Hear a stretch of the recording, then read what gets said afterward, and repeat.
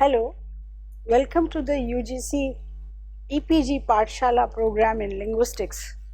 I am Professor Anvita Appi. Module 10 Field Methods. We are concerned in this module about how to write a grammatical sketch.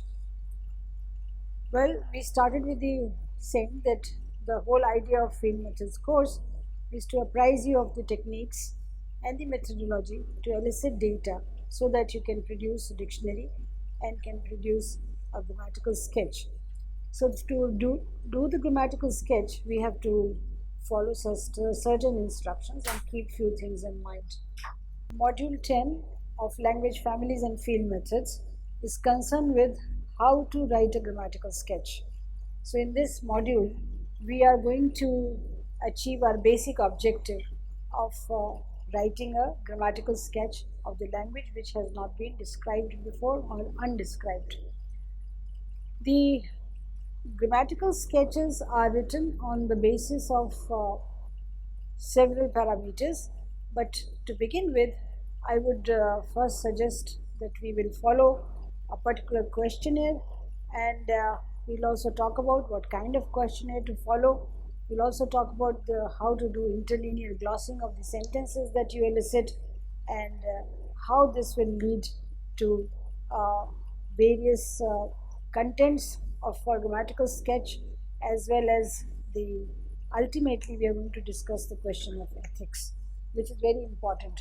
So in this module, which is the last module of this week, we are going to discuss the basic realms that will serve as a tool to achieve our goal of writing grammatical sketch. The first thing first is, I believe that in the beginning you have to take recourse to some kind of a questionnaire. Depending upon which part of the grammar that you are working on, you have to devise some sentences, write them preferably in the target language, if you have learned by now some of it, if not in the contact language, and try to see whether the objective is attained by that. Just to give you an example, for example, if you're working on Western Indo-Aryan languages and you know the languages have ergativity, a split ergativity in this particular region, you can take a past tense sentence, any past tense sentence with intransitive verb, and now change that sentence into again a past tense but with a transitive verb of it, and see whether the subject is marked with an ergative marking or not. Similarly, depending upon what area you are working on, you have to make your questionnaire accordingly. So when you are making a questionnaire on ergativity, it will be very different than the questionnaire you are making on word order, freedom of word ordering, whether the orders can be moved from one place to another. You can jumble up the words in a sentence and see whether it works, if it's acceptable to the consultant. If it is acceptable to the consultant, you must always ask why it is acceptable and what is the new meaning that is being connoted to this movable element. So depending upon the nature of the objective, one can write sentences in the contact language so that the consultant can translate them. So this is the first thing. But some guidelines I must give you, which must be followed before you begin the questionnaire method. One is this questionnaire should be very simple and easy to understand as far as the language is concerned. The contact language should be used in such a way that it is very comprehensible to the consultant. All kinds of ambiguities, whether it is lexical ambiguity or it is a syntactic ambiguity, should be avoided. 2. It is always good to have a questionnaire made in contact language than in English. Since we study linguistics in English and questionnaires are given in English, don't follow the English questionnaire in the field, because the moment you use the English questionnaire, the consultant gets very disappointed and also disheartened. So try to first translate your questions into contact languages. The other argument is that every questionnaire that you prepare, if you can get them printed, it should be numbered.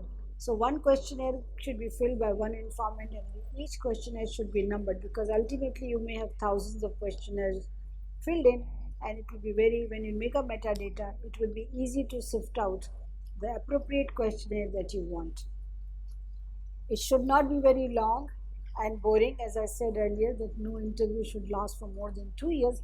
But when you elicit data from a prepared questionnaire, you should be able to finish it in a much shorter time, uh, because if you have a very long questionnaire, not only you get bored, the consultant also get bored, and he may not give you the right kind of answers. Or sometimes he's very condescending and may say yes, yes, yes, this is also true and that is also true. The questions that you make in the questionnaire should have the paraphrasable quality, and this I have been emphasizing again and again, because this is very important to write the grammar, so that you know that when you, for example, working with the negation or working with word order, we should be able to move the elements here and there in the left of the verb or the first of the verb to see whether it is acceptable, and if it is acceptable, what are the semantic connotations of the changed word order sentence means has to be elicited. After eliciting a sentence in the IPA, leave a blank for your morpheme to morpheme or interlinear gloss, morpheme to morpheme translation. Or initially, you'll be only translating word to word. So you do translate word to word and leave a space after word to word translation for later on to be filled in by interlinear gloss, as we call it. And we have already given in the module number 10 how the interlinear gloss is used, marked, and where you can download the guidelines of interlinear gloss, which is available on the Leipzig. They are known as Leipzig. Interlinear glosses are best followed in the Leipzig glossing rules. So Leipzig glossing rules are available on the Max Planck Institute of Evolutionary Anthropology Leipzig website. You can download it free and then you can use it the way it is said. But in our module, which is write up given to you, we have also discussed the relevant portions. There's one forewarning I would give you, that don't try to give the printed or the written questionnaire to the consultant in advance. It is always good to sit with him and or her and elicit the data by and by. And each questionnaire should have the same template. Remember, I said that the first template should be about the consultant, the information about the consultant, and then the questionnaire should start. And depending upon what you are eliciting, you can make several questionnaires for several parts of the grammar, or you can make one questionnaire for the entire grammatical sketch. You can do that also depending upon the time availability as well as the other facilities that you have. While making a questionnaire, keep a little space to write about the extra features, because on the right hand side or on the left hand side, you may like to jot down some of the environmental or cultural aspects of the language, which may come handy in analyzing the sentences later. Also keep the space enough for place, the date that the interview is taken, and also the enough space for making grammatical notes. Now coming to the interlinear glossing, as I said, you have to download this from the website, but always use the IPA fonts for the first line. Second line, you can use the English translation or Roman script for word-to-word translation. But when you come to the morphemic analysis, morphemic translation, then you have to segregate the morphemes by hyphen or by the other symbols that we have discussed in interlinear glossing. So for example, that morpheme to morpheme glossing, if I were to discuss this sentence number 2 given on your slide, Naisha ne khilone kharide. Naisha can be translated in the second line as Naisha, it's the name of a girl, but ne is an ergative marking because it's a past tense of a transitive verb. So ergative marking is Naisha ne, it's an ergative marking. Khilone is segregated as khilon plus a is third masculine plural. So you should write toys hyphen third masculine plural, and kharide also, because there's an agreement phenomena here. It's a sample of Hindi. We have buy hyphen third masculine plural. Naisha bought toys. That means if you have khilone third person masculine plural on the noun, which is the object, then the verb agrees with the object and has the similar morphemic shape. Now, clitics are symbolized by equal to sound as a sign, where as you can see the example number 3 given on the slide, tot new. Tho is first person singular, oath is possessive marker, new is house, my house. And this is inalienable possession because the house you live in is not considered a segregate or alienable possession, and hence there is a body class marker, oath, attached to it.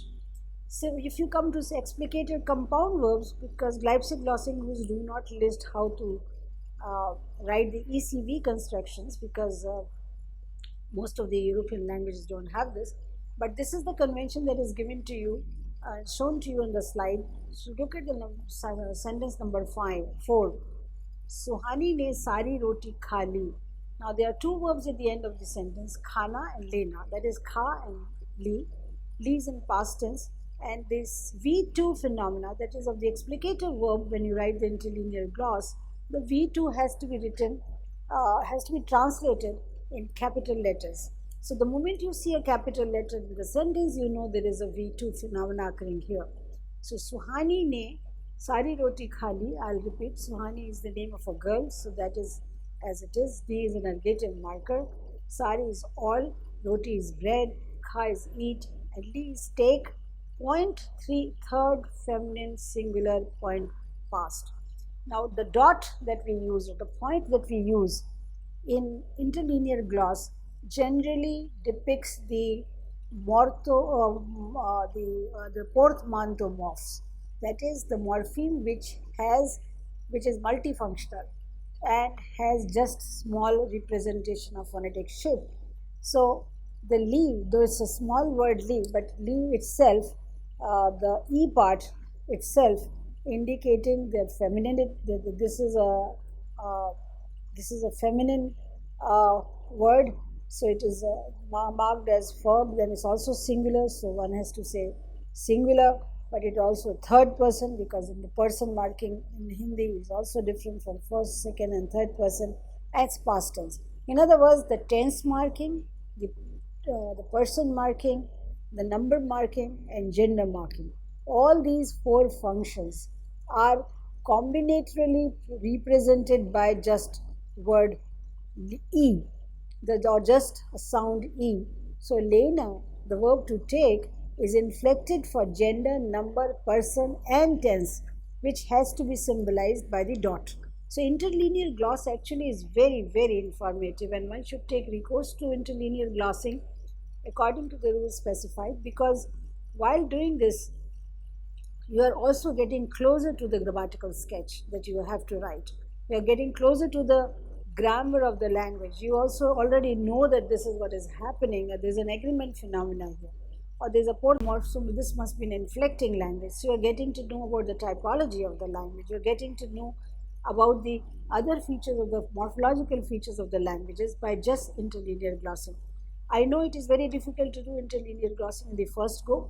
So the first go, you just do word-to-word translation, come back to the same sentence next time, and by and by, as your information about the language improves, you will be able to interlinear gloss the already collected sentence.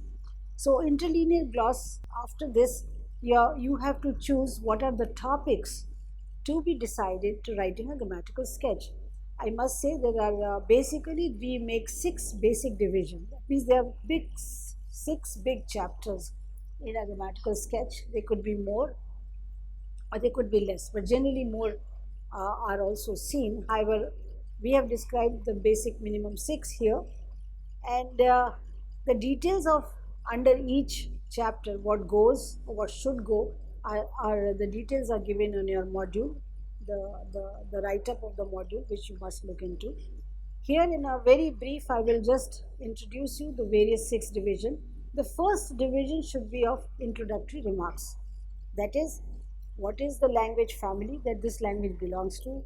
What is the language community like? What is its demographic makeup? How many members speak this language? What is the map of the region, that is where this language is spoken? You must give a map also of a particular state, particular part of the state where this language is spoken. and some material of review literature. That is, who has worked on this language earlier, what material we already have. So the introductory remarks should easily introduce the new reader about the community, about the location, the space, and also about the history of the language study that has been made.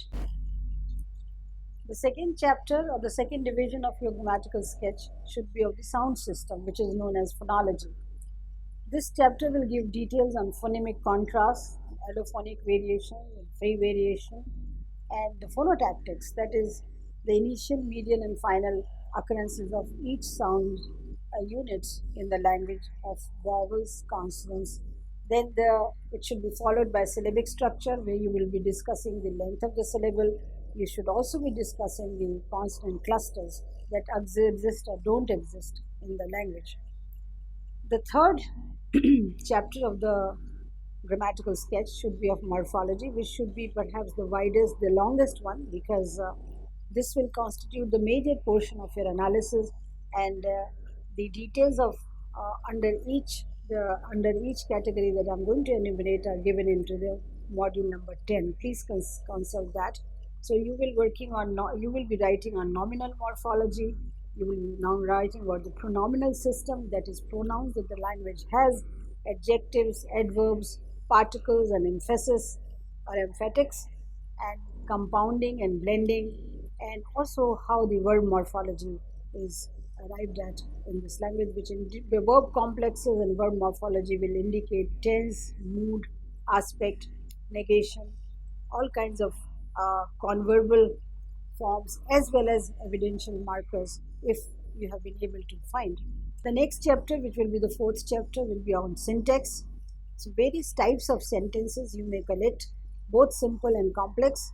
So word order, topic and focus, coordination, subordination, nominalization, relativization, negative copula, if any. For example, Dravidian languages have negative copula, adjectival clauses including relativization, and ultimately discourse phenomena are some of the topics that each grammar should throw some lights on. So you must include this in your chapterization. The the fifth chapter could be of sociolinguistics. And the sociolinguistic study involves kinship terms and politeness strategy, turn taking, domain analysis, that means where the language is used, where the language is not used. Is it an endangered language? So the use of the language will shift to maybe just the home language. And that reminds me, you also have to have a good write up on language shift phenomena. Are the people shifting their language? For example, we saw in the case of Tai-Kadai language family that most of the Tai-Kadai languages are now shifting to Assamese. So Ahom is extinct, Nora is extinct, and other languages people are shifting to Assamese. So we have to make note of this. So language grammatical sketch is not just of phonology and morphology. It is also about the present situation of the language use. How many people are using in what context, and how many people are not using in what context. So you have to record all of these under the chapter called sociolinguistics. Here you will also be required to note all kinds of variations within a member of the community, because one should know what ascribes to such variation. Is it the gender? Is it the profession? Is it the age, or any other factor? So variations, as I said earlier, is very important. So under linguistics topic, you can also discuss variations that are available in this language. The lastly but very important, as we have seen in areal features, one has to also make note of how linguistic structures are affected by the language contact situation. I know in the preliminary stages it is very difficult to identify language contact phenomena, but there are some borrowed words or borrowings that you can certainly identify immediately that these seems to be borrowing from the current. Language contact is an important issue, as you've already seen in the module 6, and some of the areal features may crop up or may be seen in the language that you're investigating, which does, and these features may not prototypically belong to the type of language you are investigating. So sociolinguistics chapter can be rather long because you have to tackle with so many multiple issues. The last but not the least should be the chapter on sample text. And as I said in the beginning, no grammar is complete unless you record some free narration, be a short story, folk tale, or narration about history or whatever. But the narration should be interlinearly glossed, should be given a running translation, and at the end you should also give the gist and some kind of anecdotes or noting or some kind of notes acquired from the consultant so that you know why such and such narration has been narrated in a way. So all these six broad divisions will make your grammatical sketch. And let me tell you, the 160 basic sentence list that is given to you would help you arriving at this. The only thing is that, as I said earlier, this 160 basic sentence list is only a clue. You have to build upon each sentence to get the variety. So if you get a sentence in present tense, you have to build it up in past and the future tense. And not all languages, as we saw, have the tense markings on the verb, but they show mood and aspect marking or evidential marking. So be prepared of all kinds of features represented in your new data. Now I come to the last point while eliciting data for whether it is for dictionary or for writing grammar or writing the sociolinguistic grammar or anything, is the question of ethics. How linguists should be equipped with all the ethical know-hows, knobs before going to the field. And this is very important because you are entering into a community, into a speech community which is new to you. People are not known to you, and they are also they also think that you are new to them. So there should be a mutual coordinatorship, a mutual some kind of a friendliness, so that none of the participants in this whole event are disturbed or offended or humiliated. So the first thing first is, as far as your responsibility is concerned, you should treat your subject with care and subject and respect. Respect should be shown. Don't think the person is uneducated, illiterate, so you can treat him like a dirt. You have to take into account that he is the most knowledgeable person of the language that you are trying to study. So consider him or her with care and respect. Secondly, do not harm the safety, dignity, or privacy of the subject.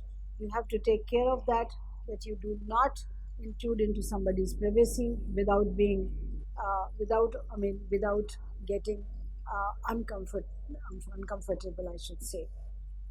The local community practices and beliefs should be respected, whether you believe in them or not believe in them. If there's a local practice and custom, you should either take part in them. If you cannot take part, at least be a good observant and watcher. But don't show your disrespect to these events. The government help, if available, and information, if available, should be sought as and when required. Other point that I would like to make is that it is linguists' responsibilities to the community of linguists should be kept in mind. That is, you are going there as a linguist, and the linguists also have some responsibility to the community, and that should be kept in mind. And those are the responsibilities that we must give back. Must give back to the society who has taught you so much, who has given you enough data to make a dictionary, who has given you enough data to make a grammatical sketch. And in return, what you can do, you can give them a script. If the language is unwritten, you can give them a picture book, the pictures that you have taken. That will be very much cherished by the communities, especially the tribal communities. You can also make a CD of the folk songs that you have recorded and distribute the CD.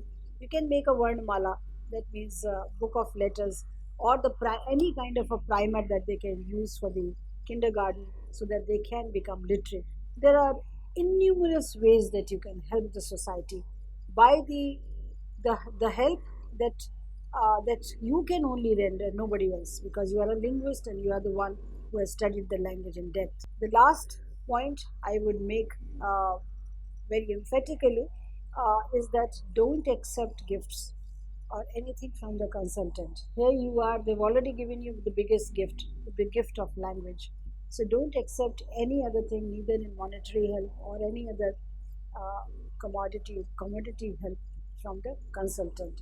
Now, if you consider and these guidelines very seriously, these are the guidelines to these are the guidelines to maintain a decorum and follow some kind of ethics while you're interviewing, eliciting data.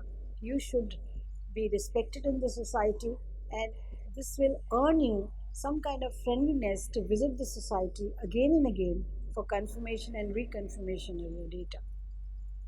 I hope that this module has helped you to write a grammatical sketch. But if you think this is too short, you should consult the module that is given to you in the written form, and that has a lot of details and some of the website addresses that you can download to work on the details. This was the course on language families and field methods, which was divided into 10 modules. The first part of the course concerned with the language families of South Asia, and each language family was identified on a map of a different country. We realized there were 8 countries in South Asia, and each country has multiplicity of languages which were identified on the respective maps. We moved on from that to the languages spoken in India, and we also came across the fact that there are 7 distinct language families that are represented in India from the mainland India and the Andaman and Nicobar. These distinct language families are genealogically distinct, typologically distinct, and we discuss the salient features of each language family of India in these modules. After discussing the salient features, we moved on to the fact that despite such multiplicity and diversity of languages, and despite the fact that the genealogical distinctiveness of each language family, we have large number of shared linguistic structures which identify India as a linguistic area. These shared linguistic features are discussed in detail, and these are drawn from all the realms of grammar, from phonology, from morphology, from syntax, from sociolinguistics and pragmatics. In other words, every realm of grammar has something to share with the languages of the distinct language families, and hence India is considered one linguistic area. In the common parlance, you can say that Indian languages, although belong to distinct families, have something Indian in them, and there is something that is we can recognize them as Indian vis-a-vis different from the non-Indian languages spoken outside the Indian belt or South Asian belt. We also saw in the same modules subsequent to those that other than the grammatical features that were shared, it actually highlights one important aspect, that perhaps linguists can write one core grammar which can pertain to the linguistic structures of all the languages. And that's a very important aspect, because in this computer generation, maybe one core grammar will help computational linguists in a big way. After studying all the languages families, the characteristic features, the shared features, we moved on to the basic and the most significant task of how to produce interactive dictionary and grammatical sketch. For this, first we described how should one approach the field, how should one approach the linguist, the consultants in the field, how should we choose the consultant, what are the do's and don'ts of the field, how should we make the questionnaire of producing a dictionary, and how should we make the questionnaire for producing syntax, in other words, grammar.